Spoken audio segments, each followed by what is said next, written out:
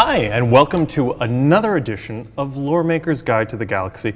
I'm your host for today, senior writer Will Weisbaum, and thank you so much for joining us once again, and thank you to the subscribers who make this show possible and all our shows. We are going to dive once again into the fantastic lore behind some of the star systems that you will be visiting in Star Citizen. Today we are looking at Tiber. Now, it is often referred to as the Grinder. The Vanduul call it Korathen, but all you really need to know, the high-level summary, can be summed up with the travel warning, which says, do not under any circumstances transit to the Tiber system. Vandal forces have established a permanent occupation. So this is a system that's been embroiled in a lot of Vandal fighting for centuries now. It is very dangerous and very exciting. And let's travel there now and take a look. So we're gonna head over in our fantastic star map to Tiber. I did a search for it, but instead of that, let's forget that. And let's go routes and actually travel there. So let's go from the Earth, planet and Sol, to Tiber. And we are going to go in a small ship today. Let's calculate that route. 5 stops, sounds good to me. We'll head through Croshaw. So we'll go on through. Heading out from Earth. Zoom out to Croshaw, we go to Null. Head on over to Caliban. And then from there we go to Orion. In Orion we're going to make one last jump through to Tiber. Whoa! I love that. Welcome to Tiber. Now, Tiber at its core has a K3 type main sequence star. It is often called an orange dwarf or a K dwarf. It is a hydrogen burning star and it's considered very stable. They exist on the main sequence for a very long time. Tiber is 0.85 AU wide, and that distance right there, that's calculated from when we say how big of a system is, that's the farthest planet's epihelion, which is its farthest point from the star. So in this case, we have a system that's 0.85 AU, which isn't very big. That's actually smaller than the Earth's distance from the sun. And we have in our green band from 0.47 to 0.68 existing right there. And we have 2 planets and an asteroid belt. Let's go over to Tiber 1, kind of just getting an overview of the system right now. So Tiber 1 is located at 0.56 AU, and it is inside the green band. It is a small, dense, rocky planet, and it has a greenhouse CO2 atmosphere, and so that means it traps a lot of this heat that it's getting from being so close to the sun, and it's really unbearably hot inside there, which makes living conditions very unpleasant. Even though the atmosphere is technically breathable, you couldn't spend much time on the surface. And there is a fairly regular weather pattern where you get a slightly lessening of this effect every couple years, so conditions become a little bit more habitable, and you'll have back in the early days, you would have companies and industries using this weather pattern to time when they go down to the planet's surface, and later on, in modern times, you'll have scavengers and salvagers using this weather pattern to time their expeditions, and likewise, even the Vandal seem to coordinate the access to their planet around these regular storm systems. So right next to Tiber 1 is the Tiber asteroid belt, known as Tiber Belt Alpha. It is a very dense belt, and it still has a lot of valuable resources left for mining because of the devastating war that interrupted industry there. It is very dangerous to cross, not only because of how dense it is, but because it was heavily mined by UEU forces, mined in the terms of dropping explodey things into the belt, not mined as in digging up rocky bits. And then right outside of there, we have Tiber 2, also known as the Tomb. And we'll get into a little bit more why it's called the Tomb in just a moment. But this is a terrestrial desert planet, and it is located at 0.81 AU. It's just outside the green band. And from there, that's kind of the system overall. So we can dive now into a little bit of the history of the system. It was first discovered in 2474 as part of Project Farstar. Now, for those of you who don't know, Project Farstar was this big initiative that was to push the boundaries of humanity as far as we can go. So there was this major initiative to discover a whole bunch of new systems and jump points, and a lot was discovered during that time the project ran. And this was part of it, and that was run by the United Nations of the Earth, UNE. So because neither of the planets were that habitable and they weren't really good terraforming candidates, the system wasn't really used for settlement. It was mostly used for industrial purposes. There was mining and industry that went on, and it was kind of slow to grow.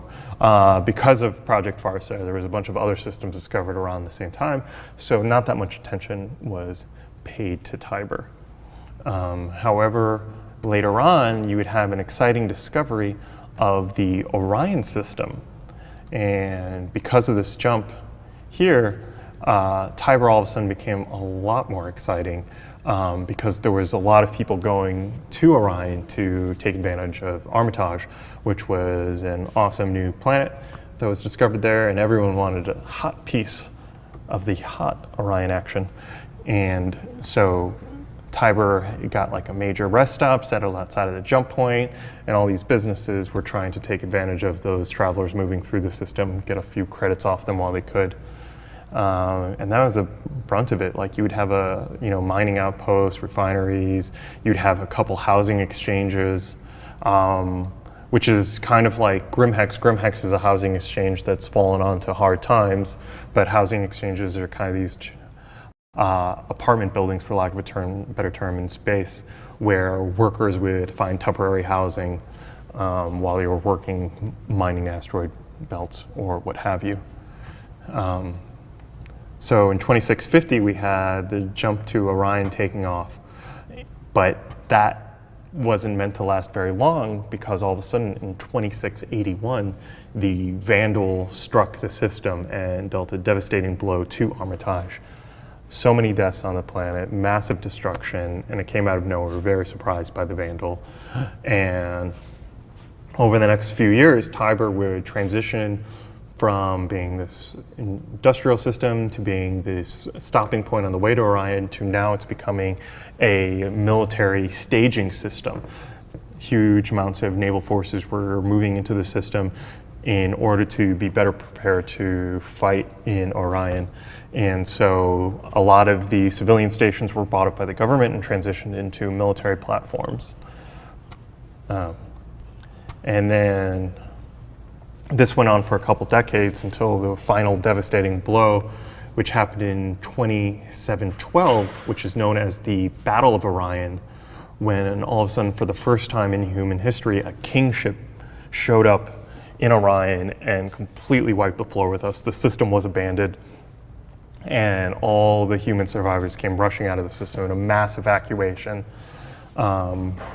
that like really left the lasting effect of the people who were stationed in Tiber. Like there's stories that they told about just seeing all these like heavily damaged ships and injured people coming through the jump point, barely escaping the Vandal attack.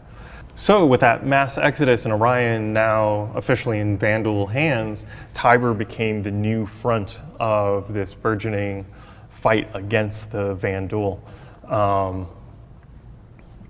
And everyone was expecting that the Vandal would just push on after taking Orion and come into Tiber and start fighting us there. And so everyone was really nervous, ready for a kingship to come on through. But nothing happened. The Vandal stopped their forward momentum and just hung out in Orion. And so for a long time, Tiber was quiet until 2726, when all of a sudden a Vandal blade showed up out of nowhere far away from the jump point. And it came out of a new system, which we didn't know what it was at the time, but would later be identified as VS1 or Vector. A lot of the Vandal systems that have that V name designation So they get VS number and then a V name. So in this case, we have VS1, which is known as vector.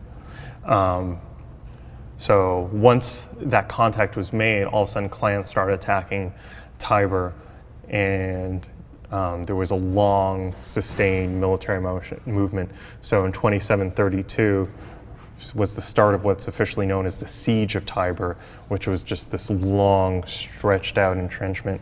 Now, Tiber itself wasn't that important, but the UE really wanted to hold on to it. They had already lost Orion. They wanted to put the foot down and really defend the empire. So there was no way they were going to give up Tiber. So it became this long, protracted battle.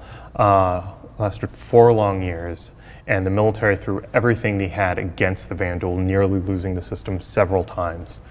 And it was because of this really long, bloody conflict that Tiber got its nickname, the Grinder, because it just ate up all the ships and just spat them out.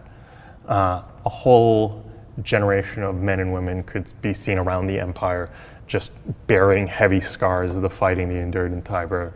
And actually, one of the cybernetic breakthroughs that happened that allowed for improved synaptic responses came because there was such a high demand all of a sudden for cybernetic replacements after this conflict. And the process was known as Tibering, which bears the name of the system. So it was finally in 2736 where everyone's worst fears came true, and the second kingship came through to the system. And at that point, there was no hope. And once again, the UE had to fall back. One famed squadron, Squadron 214, known as the Black Crows, became famous for their work. They were a bomber squadron flying mostly Gladiators, but they switched rapidly when it was clear that the system was lost to doing search and rescue operations and really trying to move people out of the system. And so the defeat in Tiber was so swift and sudden that the military just wasn't ready. And this time, they were kind of hoping that it would happen like last time, where the Vandal took over a system and then kind of stopped, but that wasn't the case. Once they took over Tiber, they just went rolling on through and moved straight into Virgil and would take it over very quickly, and Virgil was lost within the year as well. So that was kind of the end of humanity's kind of presence in the Tiber system. You'll see now on your screen that there isn't that cool glitchy effect, but if you look at it in the actual star map, you'll see that it's UE classified because there isn't official updated information from the system because it's so hard to get into. Most people who go visit it now are either military operations that still go in to keep tabs on what the Vandal are doing in the system, or it's either outlaws or scavengers looking to kind of make money from the wealth of resources, as well as all the salvage that's just floating around in the system. With so many battles over the year taking place here, there's a wealth of kind of military gear and Vandal ships floating around, but it comes at a very high price. And that high price is represented very well on Tiber 2. Tiber 2 is a red desert world, and its orbit is just covered with a huge amount of debris of spaceships. Like you'd almost think it was an asteroid ring, like you'd have around, not an asteroid ring, but a ring like you'd have around Saturn, but it's just made up of ship debris. And the planet's surface is scarred heavily by the conflict that happened there.